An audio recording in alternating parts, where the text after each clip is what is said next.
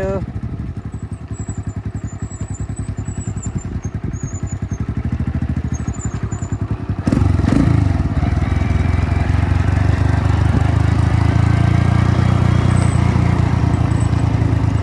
Biker, ayun city oh.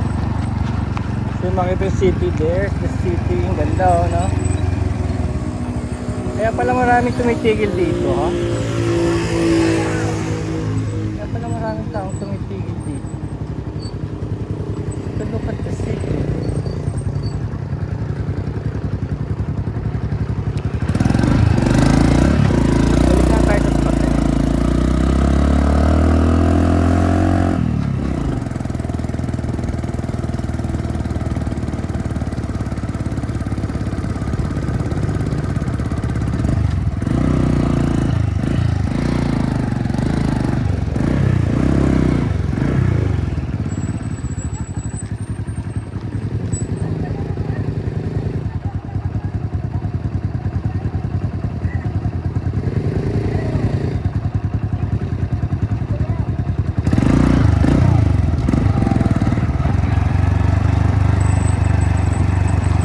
Balik na tayo sa spot. Actually, yung mga yung mga hindi sanay dito, nagkamali sila ng cambio. Simple lang sila dyan. Siguro mga dalawa na yung na-witness kong gano'n. Tinulungan namin. Baloktot yung mga yung mga lever, brake lever, yung clutch lever. Yung mga kasama pang girlfriend tuloy pa rin. Kasi itong area na to, nakita nyo maraming parang bar. Parang inuman ka sa gabi.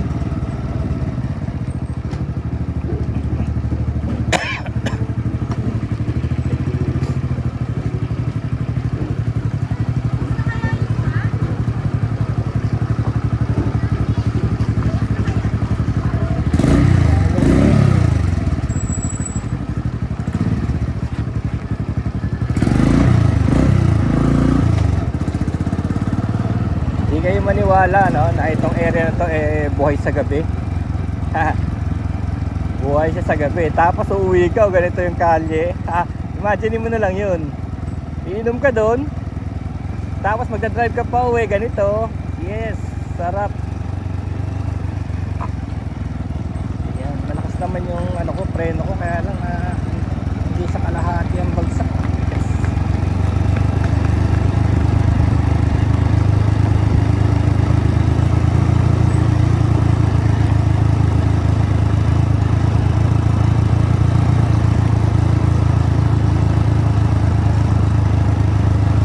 Saka totoo lang, kung mag-isa akong babiyahe tas gabi na,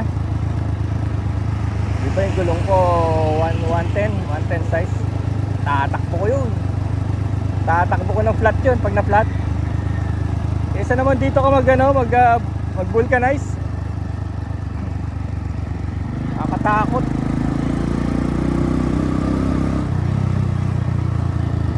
Dito naman sinasabing may masasamang tao rito. Inaano ko lang, madilim. Walang ilaw oh. Walang mga regular light.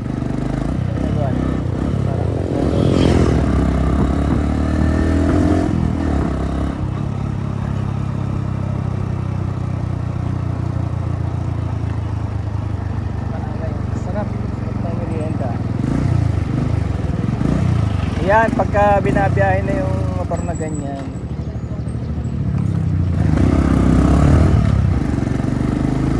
nakakatiwala ako sa kanya. Nakakatiwala ako na pwede ko siyang ibiyahe. Kasi ang biyahe kasi nito, opisina na lang doon sa opisina, 8 kilometers. 8 kilometers lang, 10 minutes lang, nandun na ako.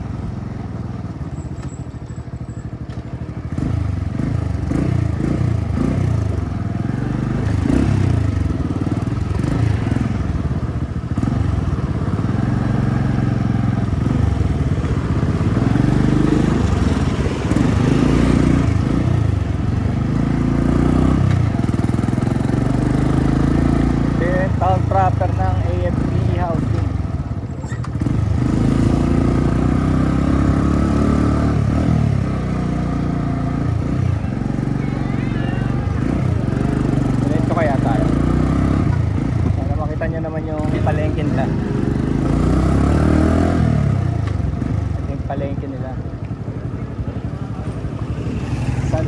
tayo.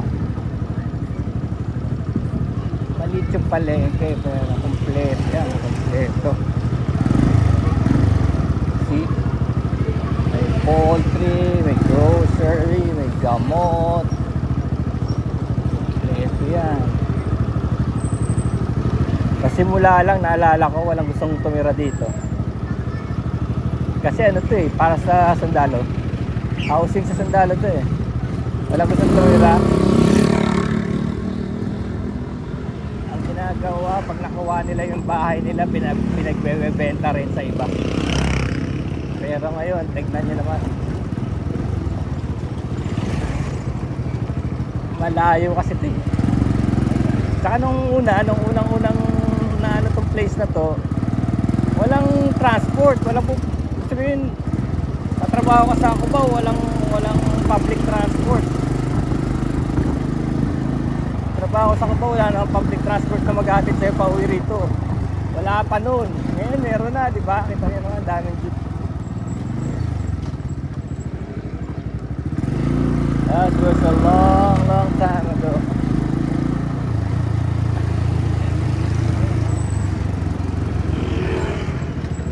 Kaya lang kasi nung time na yon, yata pa ako noon, siguro mga 12 years old, pero aakyat kami dito. Tapos sa sobrang tahimik ng lugar na to, mararamdaman mo yung Metro Manila para siyang nakapatong sa isang platito. Alam mo yun? Manonood kami, napakatahimik dito. Ang maririnig mo lang parang yung mga ibon. Tapos ano, yung Metro Manila parang nakapatong sa platito, nagbabibrate. Parang pag nandito ka dati, parang away from the city. Far away. Tignan mo, dahil mga striker, oh. Grabe no, yung mga Lazada shopping, oh. Grabe. Meron din time na ayaw maniwala ng Pilipino na ganyan, eh.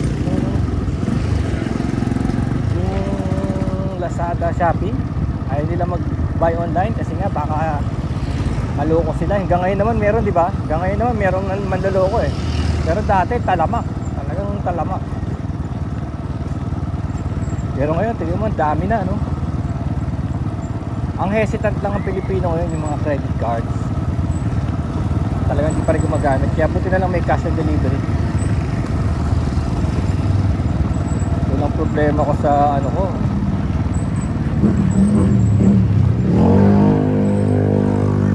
Sa preno ko, layo sa kamay ko. Layo. Layo ng preno ko sa kamay ko. Medyo masakit ah. Tapos kaya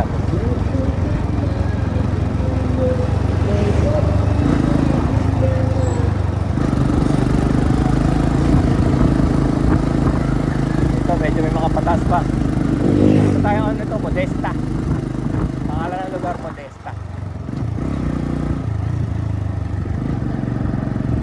Pero binabike din namin to.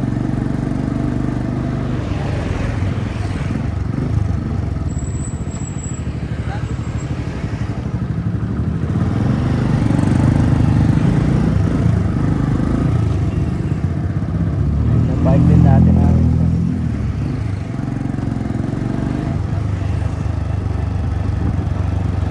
Dito pa yata nag-driving practice yan kaya.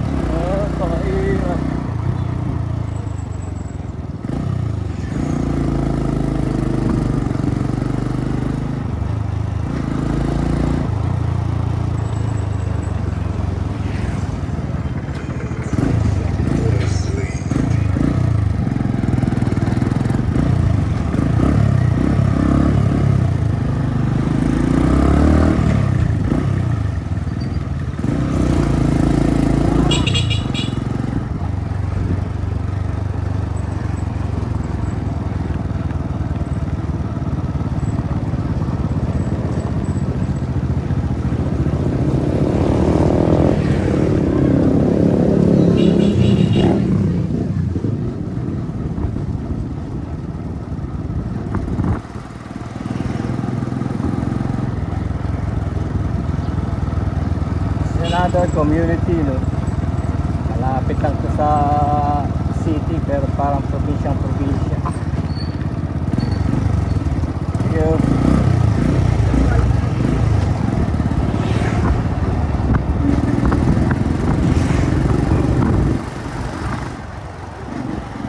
Litang kalye nila. Walang bangketa. Mga motor nasa kalye, walang parking.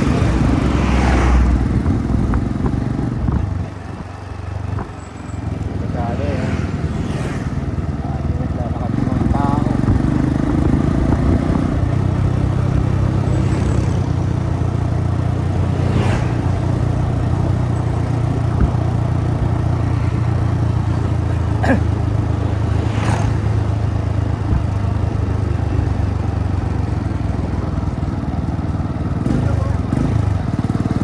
Lakas yung preno eh. Kaya lang, ang layo ng kamay ko sa preno eh. Oh.